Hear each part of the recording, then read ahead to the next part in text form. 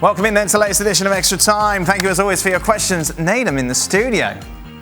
How did that happen? Listen, I was driving down the M6 and the next thing, I don't know, but I'm here nonetheless. Oh, what a moment for us all. Are you going over to the Nichols for Shepherd's Pie?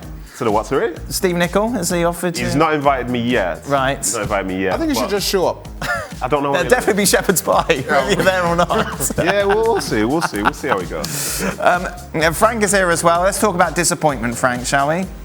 Who has had the more disappointing career? Ooh. Neymar, by wasting his talent by going to PSG during his prime years, or Bale, wasting his prime years on the bench at Madrid? Well, I will go for Bale. I mean, it's been such a disappointment since he signed there. Yes, he scored good goals, and especially in Champions League, but it's like this, he decided to go in certain ways where he forgot football, where football didn't become something important to his life. I never thought that Neymar had something to do else than football. And I'm talking about golf, especially with Bale. But really, he was such a fantastic player, Bale, when he was playing for Spurs. When he came to Real Madrid, I was expecting so much from him, and nothing happened. He did deliver, Frank. I think that's a bit harsh. He didn't go to Madrid and do nothing. He won Champions League titles with them and was a key part to them winning those titles. Yeah, but I mean, you cannot only happy with that. With one performance in a final, we are talking about consistency when we talk about a player. And I don't want Bale's fans to be upset with me by the fact I'm critical towards him. I am because it's a waste. When you see him, don't tell me that you're happy with what he showed since he signed for Real Madrid. I think it's not enough even for himself. I feel frustrated when I see him on the bench with all the talent that he showed when he was playing for Spurs or for Wales. That's a good question. And to Frank's point, listen, Bale's won Champions League, scored in Champions League finals, has been an integral part of Real Madrid. But then things come apart at the seams and he's just not featured or even seemed interested in featuring for Real Madrid. The other side of the coin, though, is Neymar, who went to PSG by all accounts because he wanted to win the Ballon d'Or, to be a part of that project. Is this his second season that he's even featured this late in the competition because he's always injured? A couple of years ago it was COVID and they got to the final.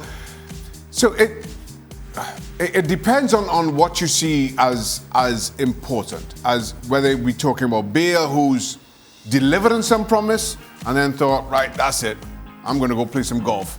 Or Neymar, who has not delivered on what he was brought there to do, even though he's showed up in the league. As I mentioned, he's not showed up in the Champions League enough, in my opinion. I need to start off by saying, when you started the question saying who's had the most disappointing career, and you said Ney, I was like, oh my God, I'm going to be attacked here. I was like, what type of question is this? But then it finished with Neymar, I was like, oh gosh, that's a relief. Just a given, isn't it? I think if Gareth Bale was to stop playing for Real Madrid right now, I think he'd be happy with the titles that he has. But if you were to ask him to review his time and say, did he achieve his potential? I feel like he'd say no. Because I think the impact, because he was bought for like £80 million. Like, the only person that cost more at that point there was Ronaldo. So there was some sort of, no, it cost less, in fact. So the expectation was going to probably have some similar impact, but he didn't have that. Whether that's due to injuries, whether it's due to not fully settling in, there's something to it. And that's for the Neymar side of it at PSG.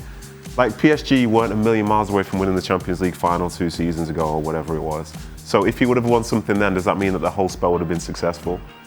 Like, he's been to that stage, so it hasn't been a complete waste overall. But I can hear the Bale fans are saying, "Oh, whatever." It's not been a waste because it's not over yet. I think it's over. I think Bale Madrid's over. I think Neymar's over. I think Bale Madrid's more over than Neymar is at PSG. What should Paris do in the summer season to clear out this squad, Frank? Wow. I guess lots of players leaving. I don't know if Neymar is going to leave, but you still have to work on the hierarchy and what's the chairman's going to do. Is he going to stay? Maybe the emir is going to be fed up and is going to name somebody else. Is Leonardo's going to stay? If Zidane comes, is Wenger's coming as well? You know, that's a possibility, and we talked about that. And for the players, yeah, you have to change some personals because he didn't work with those players, and some players who been there for a while, really a while. And we were talking about that losing culture that you get. Those players show too much that they can't win the Champions League.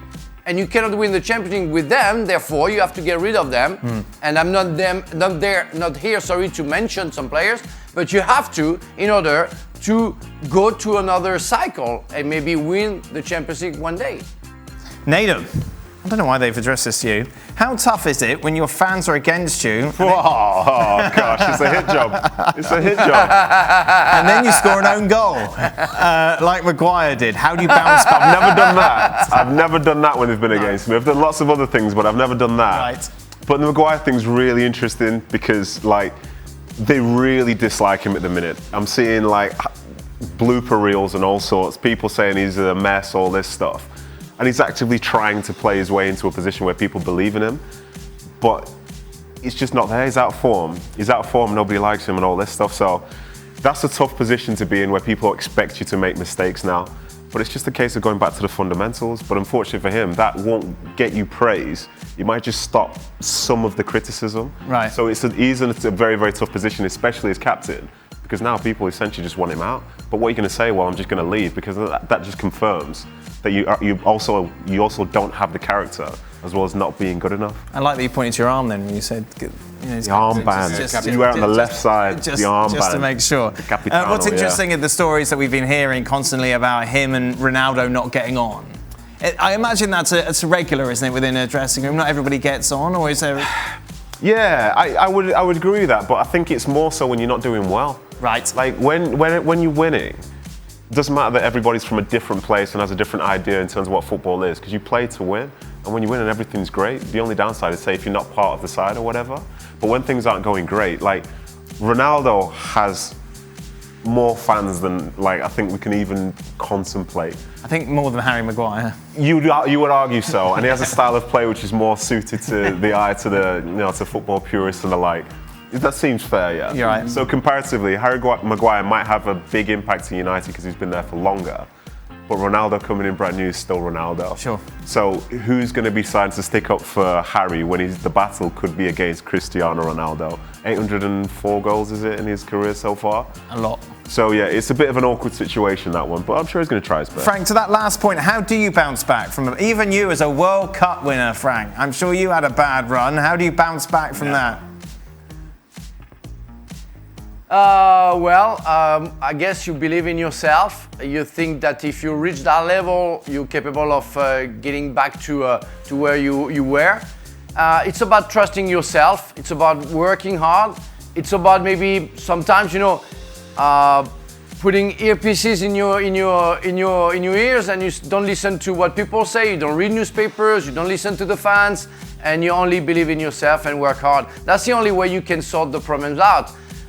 For Harry Maguire or anybody else, it's all about confidences. I mean, I saw Maguire playing for Leicester, and I think it was absolutely fantastic. So it's why Manchester United signed him. He didn't come like in a lottery stuff, and he won the spot. Because he showed talent that is there, so he has to get back to that. Is there any book that maybe you could recommend, Frank, that he could read to help him? Well, I have a very good one, but it's not published in English yet. But I'm ready to translate just for Harry if needed. Asking the guys tonight, after the performance... Shaka, I will offer one to you too. Heads up, my friend, I will offer you one to you. Shaq. Yeah. I'm all right, Frank. Shaka needs a lot of self-help. Yeah, I'm good, Frank. I'm good, thanks. Ask the guys tonight, after the performance from Arsenal, do they stand a chance against Liverpool? And where will the game be won from? What? They're playing Liverpool midweek, Shaka? Liverpool are going to win. Right, no chance. No chance. Right. So what's the second part? Where will the game be won from? From Liverpool.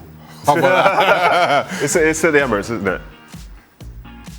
Okay, so Today's still Sunday. Today's still Sunday, Okay, Nedum. so- We haven't got that far. So I think Arsenal are at home, and they're playing well. They've got the crowd, and I've seen the crowd really have a big impact in terms of some of the performances that they have there. And they arrive at the game with a lot of confidence. So Liverpool are very, very good. And I think if Arsenal were in a down moment, then you say, yeah, it's a foregone conclusion. But I don't think it's a foregone conclusion. But I wouldn't be surprised if Liverpool did manage to find a way to win because they're in a good spot as well. But I think it makes for a better game because Arsenal will have the belief that they can do it. Yeah. And people get right behind them. Like, which player in their team isn't playing well at this moment in time?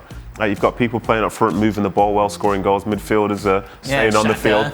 Midfielders are staying on the field, you know, no more red cards. Ben White's been one of the best signings. Ramsdale's been great. So, of course, they could win the game. What odds you give me Arsenal finish third? I think that's a good bet, you know. Well, not if they lose on Wednesday. I don't think that's a good bet. I think that's a good bet. They got to play Chelsea still. Bet your bag of gummy worms. Okay. Yeah. Right? I'm taking Arsenal finish third.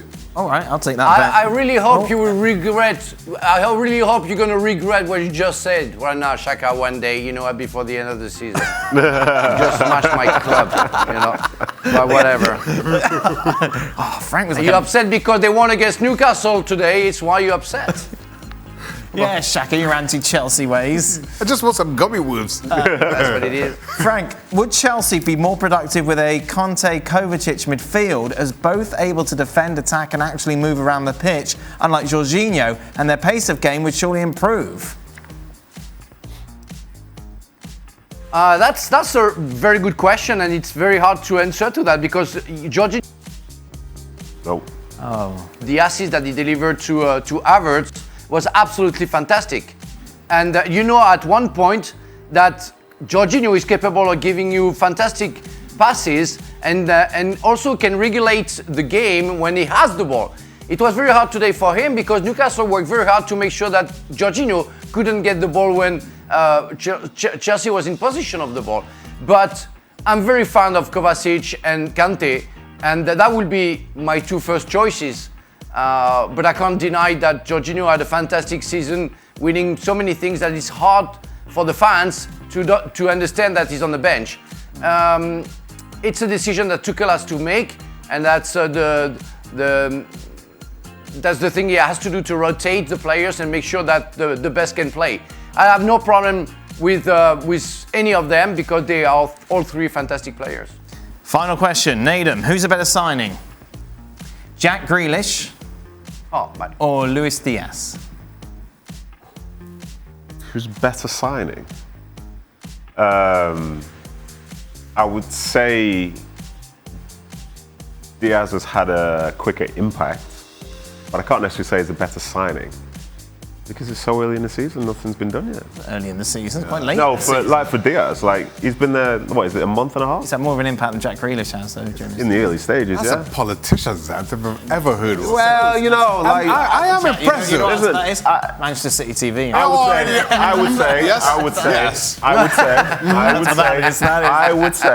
would say that Diaz immediately fits better into their system than Jack Grealish does for Man City. Right. I think Jack Grealish will get there, but Diaz is straight and makes perfect. Why is he struggling to get there? Because he's never really had to play to that standard before. Whereas I think for Diaz, the systems and stuff like that in Porto are probably a bit more similar to, say, the way that they might do things at Liverpool. And you need your wingers to be running behind without the ball, blah, blah, blah. Yeah, that's my answer. But, you know, there's still time. How long are you here for? What's going on? What do you mean? Well, you here tomorrow as well? No, I'm not coming back here ever again. It's a win-win. There you go, happy days there. Where are you going after this? What are you up to? Well, I don't know. I'm just going to continue my tour across America, yeah? Wow. What a treat. Exactly. That is it. That brings us to the end of today's show. Nedum won't be on tomorrow, but we'll try and get over it. We'll, of course, be reflecting on Mallorca against Real Madrid. Be sure to join us. Thank you very much for watching ESPN FC on YouTube. For more highlights, analysis and exclusive content, be sure to subscribe.